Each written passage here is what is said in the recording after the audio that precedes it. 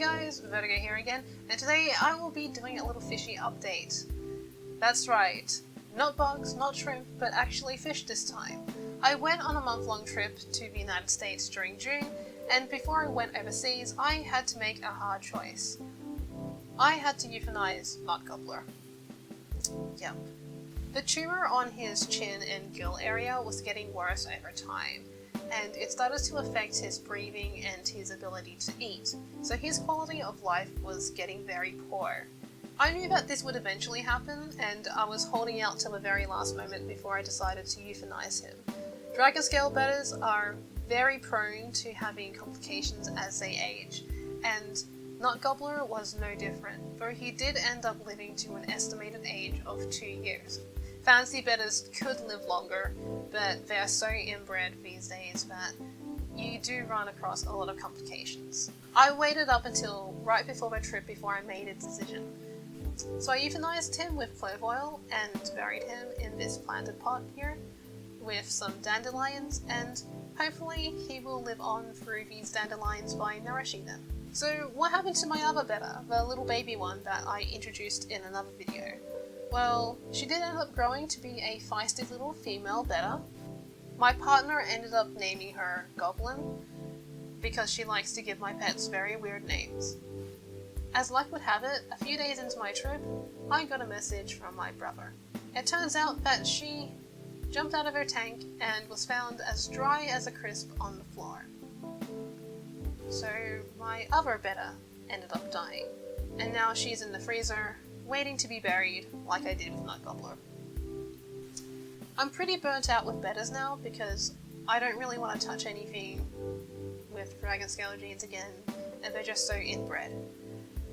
So I have to say it, I'm breaking out with bettas.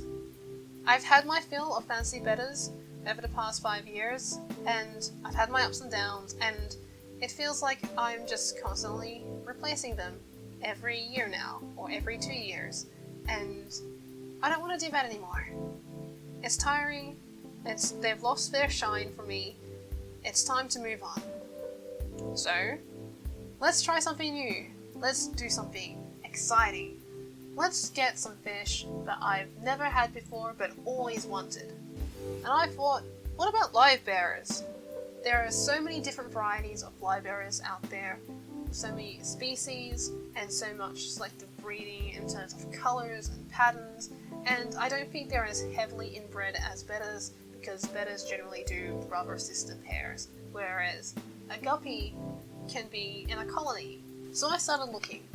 Guppies, Endler guppies, fancy guppies, mosaic, bluegrass endlers, black bar, N-type endlers, they're pretty cool. Oh my god. Tiger antlers? Look at that pattern!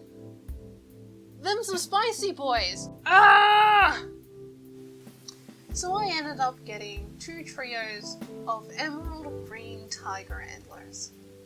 Now, I don't know how emerald or green they're supposed to look, they kind of just look yellow to me, but the fellow from Gumtree was very generous and ended up adding an extra trio as a surprise.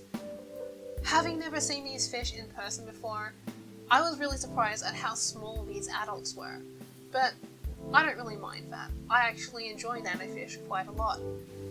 While acclimating the endlers, the males just couldn't contain their thirst and went right into harassing the females.